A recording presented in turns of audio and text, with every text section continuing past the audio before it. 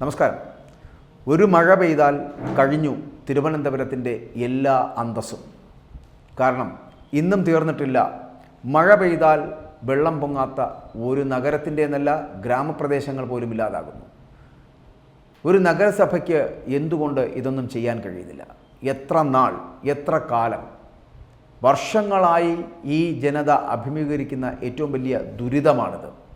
ഈ ദുരിതത്തിന് ശാശ്വത പരിഹാരം കാണാൻ കഴിയാതായി പോകുന്നത് പിടിപ്പുകേട് എന്ന് തന്നെയല്ലേ പറയേണ്ടത്? പെരുമഴയെ തുടർന്ന് തിരുവനന്തപുരം നഗരം വെള്ളപ്പൊക്കത്തിലാകുന്നു. എപ്പോഴും ഒരു 30 മിനിറ്റോ 20 മിനിറ്റോ മഴ പെയ്താൽ മതി. ആ സമയം കൊണ്ട് തിരുവനന്തപുരം നഗരപ്രദേശങ്ങൾ മുഴുവൻ വെള്ളത്തിനടിയിലാകും. ഇതൊരു പ്രത്യേക പ്രതിഭാസമാണ്.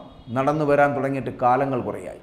ഇതിനെതിരെ പ്രതികരിക്കുവാൻ, പ്രതിഷേധിക്കുവാൻ എപ്പോഴെങ്കിലുമൊക്കെ എത്തുന്ന പ്രതിപക്ഷ നേതാക്കളും അണികളുമൊക്കെ ഉണ്ടാകും. അവരൊരു ചടങ്ങ് പോലെ അത് തീർത്ത് പോവുകയും ചെയ്യും.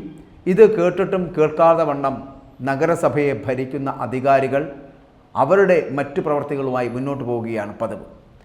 ഇത് പറയാൻ കാരണം ഇപ്പോൾ തന്നെ അറിയാമല്ലോ, തിരുവനന്തപുരത്തിൻ്റെ കഴിഞ്ഞ ദിവസം പെരുമഴയെ തുടർന്നുണ്ടായിട്ടുള്ള വെള്ളപ്പൊക്കം.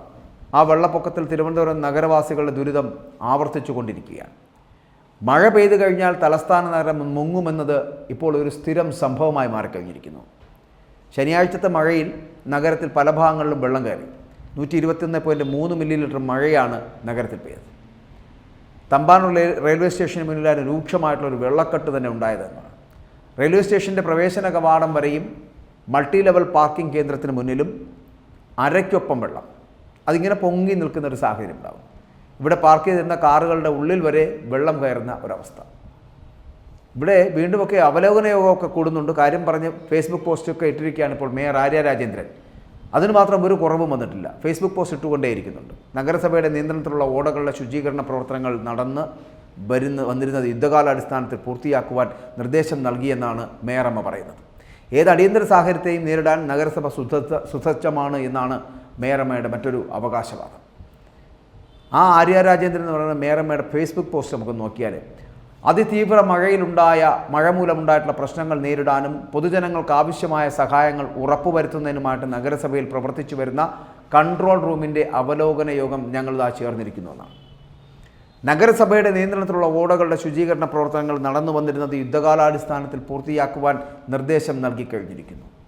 അതിതീവ്ര മഴയാണ് നഗരത്തിൽ മണിക്കൂറുകളായി ഇവിടെ പെയ്തിരുന്നത് എന്നും മഴ തുടരുമെന്നതുകൊണ്ട് തന്നെ അങ്ങനത്തെ വിവരങ്ങൾ ലഭിക്കുന്നുണ്ട് എന്ന് ഏത് അടിയന്തര സാഹചര്യത്തെയും നേരിടാൻ നഗരസഭ സുസജ്ജമാണ് എന്നും നഗരസഭയുടെ മുഴുവൻ സംവിധാനവും മഴയെ നേരിടുന്നതിലേക്ക് കേന്ദ്രീകരിക്കുവാനും ജീവനക്കാരുടെ മുഴുവൻ സമയ സേവനം ഉറപ്പുവരുത്തുന്നതിനും തീരുമാനിച്ചിട്ടുണ്ട് എന്ന് മേയറമ്മ ഫേസ്ബുക്കിലൂടെ പറഞ്ഞു. നഗരത്തിൽ ഓടകൾ നിറഞ്ഞൊഴുകുകയാണ്. ചാക്കയിലുണ്ടായ വെള്ളക്കെട്ടിൽ ഇരുചക്രവാഹനങ്ങൾ ഉൾപ്പെടെ കുടുങ്ങിക്കിടക്കുകയാണ്. ഈഞ്ചക്കൽ, കഴക്കൂട്ടം എന്നിവിടങ്ങളിലൊക്കെ രൂക്ഷമായിട്ടുള്ള വെള്ളക്കെട്ടാണ് അന്നത്തെ ദിവസം ഉണ്ടായിരുന്നത്. അതിനെ തുടർന്ന് ഗതാഗതം ഭാഗികമായി തടസ്സപ്പെടുന്ന ഒരു സ്ഥിതിവിശേഷമുണ്ടായി. കരിക്കകം, വട്ടിയൂർക്കാവ്, അമ്പലമുക്ക്, മുട്ടട, ഊറ്റുകുഴി, സെക്രട്ടേറിയറ്റിന് മുൻവശം, വഞ്ചൂരിൻ്റെ ഇടങ്ങൾ, വഞ്ചൂർ കോടതി പരിസരം, അവിടെയൊക്കെ വെള്ളം കയറി. ആക്കുളം, മഞ്ചാടി ഭാഗങ്ങളിലുമൊക്കെ സ്ഥിതി രൂക്ഷമായി. മുക്കോലക്കൽ, ഉള്ളൂർ, ശ്രീചിത്ര നഗർ, ശംഖുമുഖം, വലിയതുറ, മുട്ടത്തറ എന്നിവിടങ്ങളിലൊക്കെ വീടുകളിൽ വെള്ളം കയറുന്ന സ്ഥിതിയുണ്ടായി. കരമനയാറും ആമയഴിഞ്ചാൻ തോടും കിള്ളിയാറും പാർവതി പുത്തനാർ ഇതെല്ലാം കരകവിഞ്ഞൊഴുകി. അട്ടക്കുളങ്ങര ബൈപ്പാസിലും SS കോവിൽ റോഡിലെ വ്യാപാര സ്ഥാപനങ്ങളിലുമൊക്കെ വെള്ളം ഇരച്ചു കയറാൻ തുടങ്ങി. കനത്ത മഴയാണ്. ഏറ്റവും കൂടുതൽ ഈ കനത്ത മഴ ബാധിച്ചത് ചാലക്കമ്പോളത്തിലാണ്. ഓടകൾ മാലിന്യത്താൽ നിറഞ്ഞതിനാൽ എല്ലായിടവും വെള്ളക്കെട്ട് രൂക്ഷമാണ്. നിലവിൽ സ്മാർട്ട് റോഡിന് വേണ്ടി റോഡും ഓടകളും ഒക്കെ വെട്ടിപ്പൊളിച്ചിട്ടിരിക്കുകയാണ് ഇപ്പോഴത്തെ ഏറ്റവും വലിയ ഗതികേട്. വെള്ളമൊഴുകാൻ സ്ഥലമില്ലാത്ത അവസ്ഥ. ഇതോടെ വ്യാപാരികളടക്കം ദുരിതത്തിലായിരിക്കുന്നു. വ്യാപാരികളും തൊഴിലാളികളും ചേർന്ന് താൽക്കാലികമായി വെള്ളം ഒഴുകിപ്പോകുവാൻ വേണ്ടിയിട്ടുള്ള സൗകര്യമൊരുക്കിയെങ്കിലും ഇത് അപ്രായോഗികമാണ്. ഒരു നിമിഷം കൊണ്ട് വെള്ളം പൊങ്ങുന്ന ഒരു തലസ്ഥാനത്തെ മാജിക്ക് മാറ്റാൻ ഈ തലസ്ഥാന നഗരത്തെ ഭരിച്ചു മുടിക്കുന്നവർക്ക് കഴിയുന്നില്ല എന്നുള്ളതാണ്. ഓട നിർമ്മാണം, ഈ വെള്ളപ്പൊക്കം ഉണ്ടായിക്കഴിഞ്ഞാൽ, വെള്ളപ്പൊക്കം ദുരിതമുണ്ടാകുന്നതിന് മുമ്പ് ഈ ഓടയൊക്കെ ശുചീകരിച്ച് ആ ഓടയിലൂടെ വെള്ളം ഒഴുകി പോകുന്നുണ്ട് എന്ന് ഉറപ്പുവരുത്തണമല്ലോ.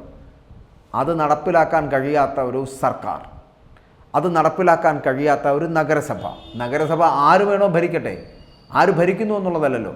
ഈ വെള്ളക്കെട്ടിന് ശാശ്വത പരിഹാരമുണ്ടാക്കാൻ കഴിയാതെ അവലോകന യോഗം നടത്തുന്നതിലൊന്നും വലിയ കാര്യമില്ല മേയറമ്മ എന്നുകൂടി പറയുക, എന്ന് മനസ്സിലാക്കുക.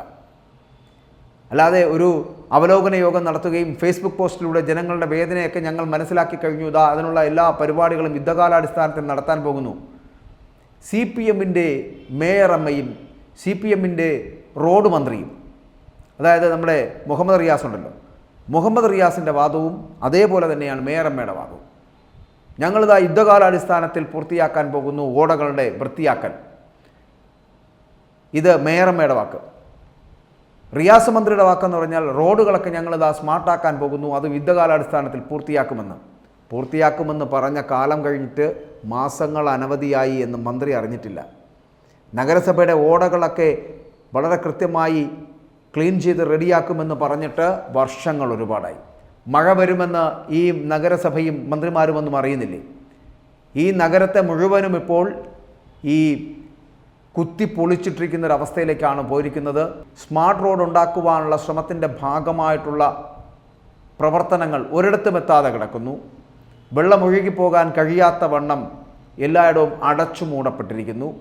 എല്ലാ ഓടകളും മണ്ണുകൊണ്ട് നിറയപ്പെട്ടിരിക്കുന്നു. അങ്ങനെ എന്ത് പണിയാണ് നഗരസഭയിലെ ജോലിക്കാർ ചെയ്യുന്നത് എന്ന് പറയുക? നഗരസഭ ഒരു നഗരത്തെ വൃത്തിയാക്കുവാനുള്ളതാണെങ്കിൽ അതിനുള്ള ശ്രമം നടത്താൻ കഴിയാതെ മേയറമ്മയ്ക്ക് അതിനൊന്നും സമയമില്ലാന്ന് തോന്നുന്നു. ഇങ്ങനെ ഡ്രൈവറുടെ പുറകെയും ബസ്സിൻ്റെ മുന്നിലുമൊക്കെ ഇങ്ങനെ ഓടി നടക്കുന്നതുകൊണ്ടാകാം നഗരസഭയിൽ എന്താണ് സംഭവിക്കുന്നത് എന്ന് ഈ മേയറമ്മയ്ക്ക് മനസ്സിലാകുന്നില്ല. അതുകൊണ്ടായിരിക്കാം മഴ വന്നതിന് ശേഷം മഴയെക്കുറിച്ച് ആലോചിക്കുന്നതും ഓടകളിലെ മണ്ണ് നീക്കം ചെയ്യുന്ന അടക്കമുള്ള കാര്യങ്ങൾ, അല്ലെങ്കിൽ ഓട വൃത്തിയാക്കൽ അടക്കമുള്ള കാര്യങ്ങൾ യുദ്ധകാലാടിസ്ഥാനത്തിൽ മഴയത്ത് ചെയ്യാൻ തയ്യാറെടുക്കുന്നതും. ഇത്രയും മന്ദബുദ്ധികളെ പിടിച്ച് നഗരസഭയുടെ ഭരണം ഏൽപ്പിക്കുമ്പോൾ ഈ പെരുമണ്ണന്മാരായ വോട്ടർമാരുണ്ടല്ലോ, അവർ മനസ്സിലാക്കണം. ഇനിയെങ്കിലും ഇത്തരത്തിലുള്ള മന്ദബുദ്ധികളെ ഈ നഗരസഭയുടെ ഭരണം ഏൽപ്പിക്കാതിരിക്കുക. വർഷങ്ങളായി ഈ നഗരസഭയെ ഇങ്ങനെ ഭരിച്ചു മുടിക്കുന്നതല്ലാതെ ഈ നഗരത്തിനെ ഇന്ന് വരെ ഈ വെള്ളപ്പൊക്കത്തിൽ നിന്ന് സംരക്ഷിക്കാൻ കഴിയാത്ത ഏതൊരു ഭരണാധികാരിയും ഭരിക്കാൻ യോഗ്യയല്ല എന്ന് പറയട്ടെ.